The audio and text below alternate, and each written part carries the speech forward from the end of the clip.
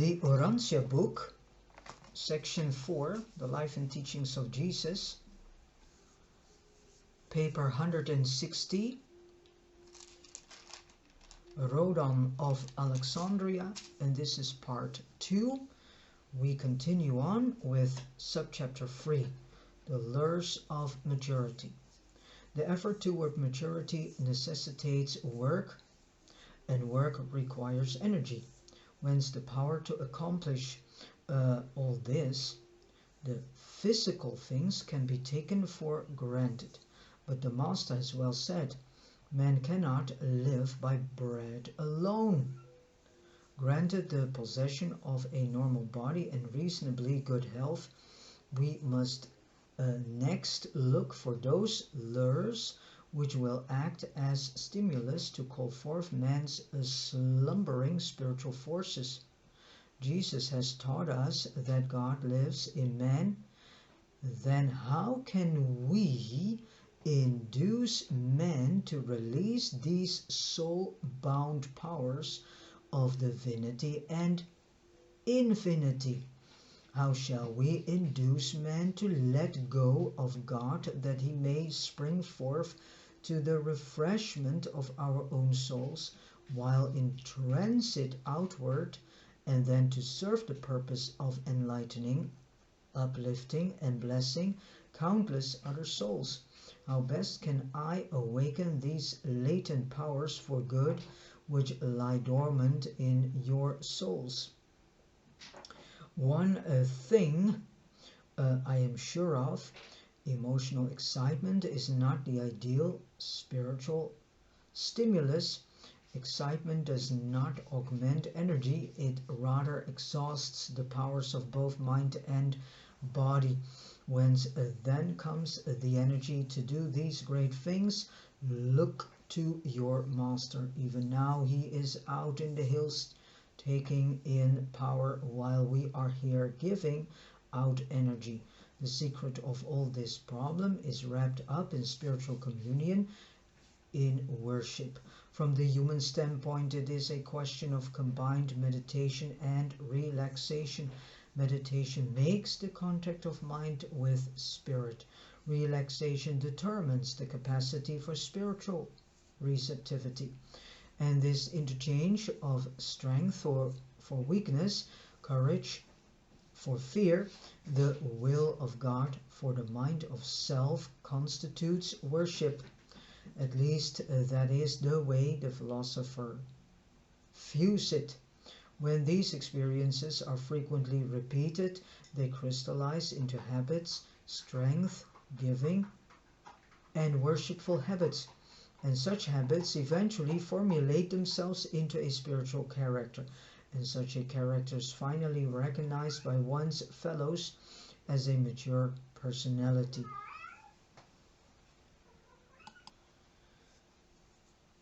These practices are difficult and time-consuming at first, but when they become habitual, they are at once restful and time-saving. The more complex society becomes and the more the lures of civilization multiply, the more urgent will become the necessity for God-knowing individuals to form such protective habitual practices designed to conserve and augment their spiritual energies. So another requirement for the attainment of maturity is the cooperative adjustment of social groups to an ever-changing environment. The immature individual arouses the antagonisms of his fellows.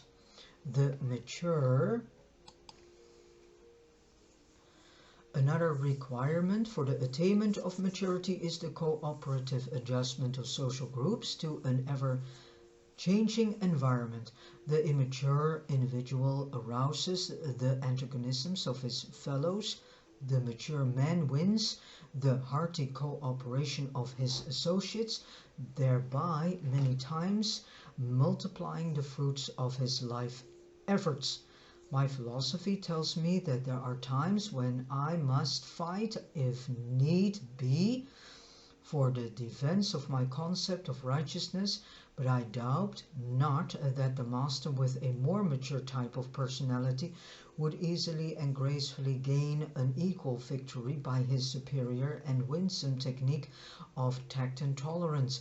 All too often when we battle for the right, it turns out that both the victor and the vanquished have sustained defeat.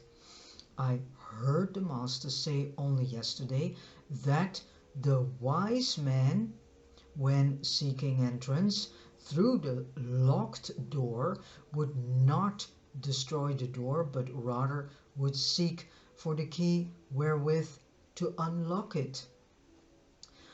Too often we engage in a fight merely to convince ourselves that we are not afraid. This new gospel of the paradise/kingdom renders a great service to the art of living in that it supplies a new and richer incentive for higher living. It presents a new and exalted goal of destiny, a supreme life purpose, and these new concepts of the eternal and divine goal of existence are in themselves transcendent stimuli, calling forth the reaction of the very best that is resident in man's higher nature. On every mountaintop of intellectual thought are to be found relaxation for the mind, strength for the soul, and communion for the spirit. From such vantage points of high living, man is able to transcend the material irritations of the lower levels of thinking, worry, jealousy, envy, revenge, bitterness, strife, pride, and the pride of immature personality. These high-climbing souls deliver themselves from a multitude of the cross-current conflicts of the trials of living, thus becoming free to attain consciousness of the higher currents of spirit concept and celestial communication. But the life purpose must be jealousy guarded from the temptation to seek for easy and transient attainments. Likewise must it be so fostered as to become immune to the disastrous threats of fanaticism. This is the whole point. We see a rise of fanaticism these days, and many humans are always choosing for the easy way out, because many try to avoid challenges. And that is why if people start to heal themselves from things, they always search for quick fixes. But this doesn't work and leads eventually to nowhere. And fanaticism, we see, brings tremendous disasters and brings the harmony of society completely out of balance and tries to vanish it. So for the balance of maturity, while you have an eye single to the attainment of eternal realities, you must also make provision for the necessities of temporal living. While the spirit is our goal, the flesh is a fact. Occasionally the necessities of living may fall into our hands by accident, but in general we must intelligently work for them. The two major problems of life are making a temporal living and the achievement of eternal survival. We need to see the life that we are living as a temporal life. Doesn't mean that we cannot achieve a spiritual, higher spiritually based achievements, goals, morals, values, and have them implemented in our lives and thus here on earth, this is able. And even the problem of making a living requires religion for its ideal solution. These are both highly personal problems.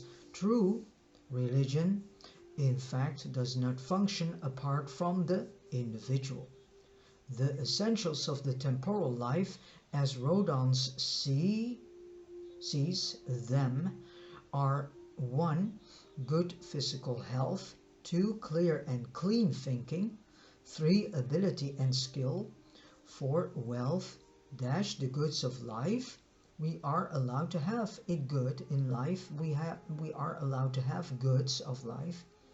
5. Ability to withstand defeat. And 6. Culture, education and wisdom. Even the physical problems of bodily health and efficiency are best solved when they are viewed from the religious standpoint of our Master's teaching, that the body and mind of man are the dwelling place of the gift of the gods, the Spirit of God becoming the spirit of man. The mind of man thus becomes the mediator between the material things and the spiritual realities, because the thought adjuster is in our mind, and the thought adjuster is the God the Father fragment that is in us, that God has bestowed upon each one of us. It requires intelligence to secure one's share of the desirable things of life. It is wholly erroneous to suppose that faithfulness in doing one's daily work will ensure the rewards of wealth. Bearing the occasional and accidental acquirement of wealth, the material rewards of the temporal life are found to flow in certain well-organized channels, and only those who have access to these channels may expect to be well rewarded for their temporal efforts. So poverty must ever be the lot of all men who seek for wealth in isolated and individual channels. Wise planning therefore becomes the one thing essential to worldly prosperity. Success requires not only devotion to one's work, but also that one should function as a part of some one of the channels of material wealth. If you are unwise, you can bestow a devoted life upon your generation without material reward. If you are an accidental beneficiary of the flow of wealth, you may roll in luxury even though you have done nothing worthwhile for your fellow men. Ability is that which you inherit, while skill is what you acquire. Life is not real to one who cannot do some one thing well, expertly. Skill is one of the real sources of the satisfaction of living. We are continuously opening up in ourselves new skills. Ability implies the gift of foresight, far-seeing vision. Be not deceived by the tempting rewards of dishonest achievement. Be willing to toil for the later returns inherent in honest endeavor. The wise man is able to distinguish between means and ends. Otherwise, sometimes over-planning for the future defeats its own high purpose. As a pleasure seeker, you should aim always to be a producer as well as a consumer. Train your memory to hold in sacred trust the strength-giving and worthwhile episodes of life which you can recall at will for your pleasure and edification. Thus build up for yourself and in yourself reserve galleries of beauty, goodness, and artistic grandeur. But the noblest of all memories are the treasured recollections of the great moments of a superb friendship. And all of these memory treasures radiate their most precious and exalting influences under the releasing touch of spiritual worship. But life will become a burden of existence unless you learn how to fail gracefully.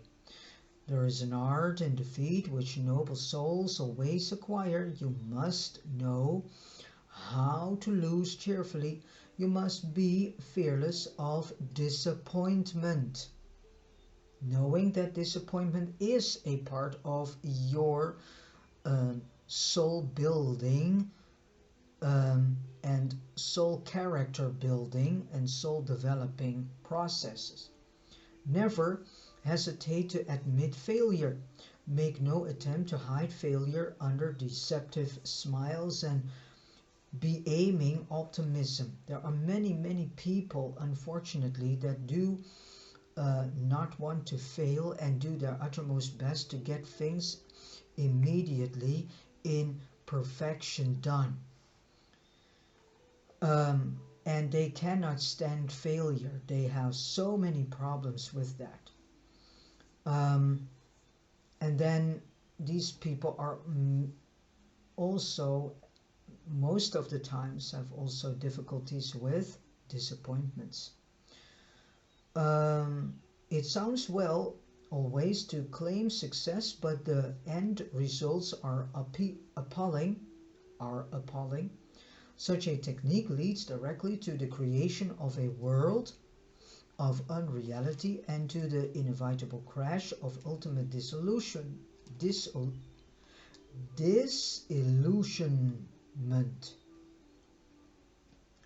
Success may generate courage and promote confidence, but wisdom comes only from the experiences of adjustment to the results of one's failures. Men who prefer optimistic illusions to reality can never become wise. Only those who face facts and adjust them to ideals can achieve wisdom. Wisdom embraces both the fact and the ideal and therefore saves its devotees from both of those barren extremes of philosophy. The man whose idealism excludes facts and the materialist who is devoid of spiritual outlook. Those timid souls who can only keep up the struggle of life by the aid of continuous false illusions of success are doomed to suffer failure and experience defeat as they ultimately awaken from the dream world of their own imaginations. And it is in this business of facing failure and adjusting to defeat that the far-reaching vision of religion exerts its supreme influence. Failure is simply an educational episode, a cultural experiment in the acquirement of wisdom, in the experience of the God-seeking man who has embarked on the eternal adventure of the exploration of a universe. To such men, defeat is but a new tool for the achievement of higher levels of universe reality. The career of a God-seeking man may prove to be a great success in the light of eternity, even though the whole temporal life enterprise may appear as an overwhelming failure, provided each life failure yielded the culture of wisdom and spirit achievement. Do not make the mistake of confusing knowledge, culture, and wisdom.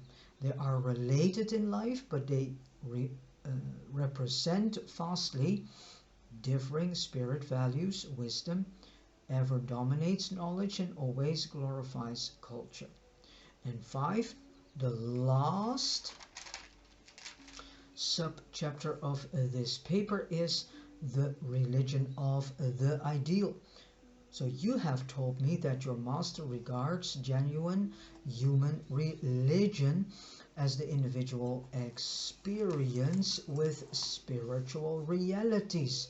I have regarded religion as man's experience of reacting to something which he regards as being worthy of the homage and devotion of all mankind. In this sense, religion symbolizes our supreme devotion to that which represents our highest concept of the ideals of reality and the farthest reach of our minds toward eternal possibilities of spiritual attainment. When men react to religion in the tribal, national, or racial sense, it is because they look upon those without their group as not being truly human. We always look upon the object of our religious loyalty as being worthy of the reverence of all men. Religion can never be a matter of mere intellectual belief or philosophic reasoning. Religion is always and forever a mode of reacting to the situations of life. It is a species of conduct. Religion embraces thinking, feeling, and acting reverently towards some reality which we deem worthy of universal adoration. If something has become a religion in your experience, it is self-evident that you already have become an active evangel of that religion, since you deem the supreme concept of your religion as being worthy of the worship of all mankind, all universe intelligence. If you are not a positive and missionary evangel of your religion, you are self-deceived in that what you call a religion is only a traditional belief or a mere system of intellectual philosophy. If your religion is a spiritual experience, your object of worship must be the universal spirit, reality, and ideal of all your spiritualized concepts. All religions based on fear, emotion, tradition, and philosophy I term the intellectual religions, while those based on true spirit experience I would term the true religions. The object of religious devotion may be material or spiritual, true or false, real or unreal, human or divine. Religions can therefore be either good or evil. Morality and religion are not necessarily the same. A system of morals, by grasping an object of worship, may become a religion. A religion, by losing its universal appeal to loyalty and supreme devotion, may evolve into a system of philosophy or a code of morals, and that is what religion has become here on Urantia for the most part. A system of philosophy and a code of morals. This thing, being, being, state or order of existence or possibility of attainment, which constitutes the supreme ideal of religious loyalty and which is the recipient of the religious devotion of those who worship, is God. Regardless of the name applied to this ideal of spirit reality, it is God. The social characteristics of a true religion consists in the fact that it invariably seeks to comfort the individual and to transform the world. Religion implies the existence of undiscovered ideals which far transcend the known standards of ethics and morality embodied in even the highest social usage of the most mature institutions of civilization. Religion reaches out for undiscovered ideals, unexplored realities, superhuman values, divine wisdom, and true spirit attainment. True religion does all of this. All other beliefs are not worthy of the name. You cannot have a genuine spiritual religion without the supreme and supernal ideal of an eternal and living God. A religion without this living God is an invention of man, a human institution of lifeless intellectual beliefs and meaningless emotional ceremonies. And this is exactly what we see outlived on earth. Exactly. This is what so-called religion on earth is and has become. A religion might claim as the object of its devotion a great ideal, but such ideals of unreality are not attainable. Such a concept is illusionary. The only ideals susceptible of human attainment are the divine realities of the infinite values resident in the spiritual fact of the eternal and living God. The word God, the idea of God as contrasted with the ideal of God, can become a part of any religion, no matter how puerile or false that religion may chance to be. And this idea of God can become anything those who entertain it may choose to make it. The lower religions shape their ideas of God to meet the natural state of the human heart. The higher religions demand that the human heart shall be changed to meet the demands of the ideals of true religion. The religion of Jesus transcends all our former concepts of the idea of worship, in that he not only portrays his Father as the ideal of infinite reality, but positively declares that this divine source of values and the eternal center of the universe is truly and personally attainable by every mortal creature who chooses to enter the kingdom of heaven on earth, thereby acknowledging the acceptance of sonship with God and brotherhood with men.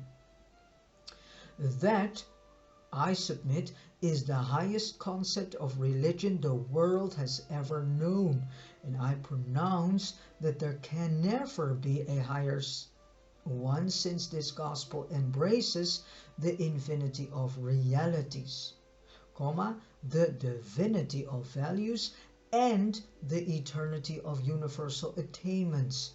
Such a concept constitutes the achievement of the experience of the idealism of the supreme and the ultimate. I am not only intrigued by the consummate ideals of this religion of your master, but I am mightily moved to profess my belief in his announcement that these ideals of spirit realities are attainable, that you and I can enter upon this long and eternal adventure with his assurance of the certainty of our ultimate arrival at the portals of paradise. So, my brethren, I am a believer, I have embarked, I am on my way with you in this eternal venture. The Master says he came from the Father and that he will show us the way. I am fully persuaded he speaks the truth. I am finally convinced that there are no attainable ideals of reality or values of perfection apart from the eternal and universal Father. I come, then, to worship not merely the God of existence, but the God of the possibility of all future existences. Therefore must your devotion to a supreme ideal, if that ideal is real, be devotion to this one true living God of past, present, and future universes of things and beings. And there is no other God, for there cannot possibly be any other God. All other gods are figments of the imagination, illusions of mortal mind, distortions of false logic, and the self-deceptive idols of those who create them. Yes, you can have a religion without this living God, but does not mean anything And if you seek to substitute the word God for the reality of this ideal of the living God, you have only deluded yourselves by putting an idea in the place of an ideal, a divine reality. Such beliefs are merely religions of wishful fancies. I see the teachings of Jesus, religion, at its best. This gospel enables us to seek for the true God and to find him. But are we willing to pay the price of this entrance into the kingdom of heaven, or better known as paradise? Are we willing to be born again, to be remade? Are we willing to be subject to this terrible and testing process of self-destruction and soul reconstruction? Has not the Master said, "Whoso would save his life must lose it"? Think not that I have come to bring peace, but rather a soul struggle. True, after we pay the price of dedication to the Father's will, we do experience great peace, provided we continue to walk in these spiritual paths of consecrated living. Now are we truly forsaking the lures of the known order of existence while we unreservedly dedicate our quest to the lures of the unknown and unexplored order of the existence of a future life of adventure in the spirit worlds of the higher idealism of divine reality? And we seek for those symbols of meaning wherewith to convey to our fellow man these concepts of the reality of the idealism of the religion of Jesus. And we will not cease to pray for that day when all mankind shall be thrilled by the communal vision of this supreme truth. Just now, our focalized concept of the Father as held in our hearts is that the living God is spirit, as conveyed to our fellows that the living God is pure love. The religion of Jesus demands living and spiritual experience. Other religions may consist in traditional beliefs, emotional feelings, philosophical consciousness, and all of that, but the teaching of the Master requires the attainment of actual levels of real spirit progression. The consciousness of the impulse to be like the living God is not true religion. The feelings of the emotion to worship God are not true religion. The knowledge of the conviction to forsake self and serve God is not true religion. The wisdom of the reasoning that this religion is the best of all is not religion as a personal and spiritual experience. True religion has reference to destiny and reality of attainment, as well as to the reality and idealism of that which is wholeheartedly faith accepted. And all of this must be made personal to us by the revelation of the Spirit of truth, which is the Spirit of Michael, better known on Urantia as Jesus of Nazareth, and thus Christ, also known as Christ Michael. And thus ended with this the dissertations of the Greek philosopher, one of the greatest of his race, who had become a believer in the gospel of Jesus. And with this said, I have come to the end of part 2 of paper 160. Thank you so much for listening to this audio video, and God bless you.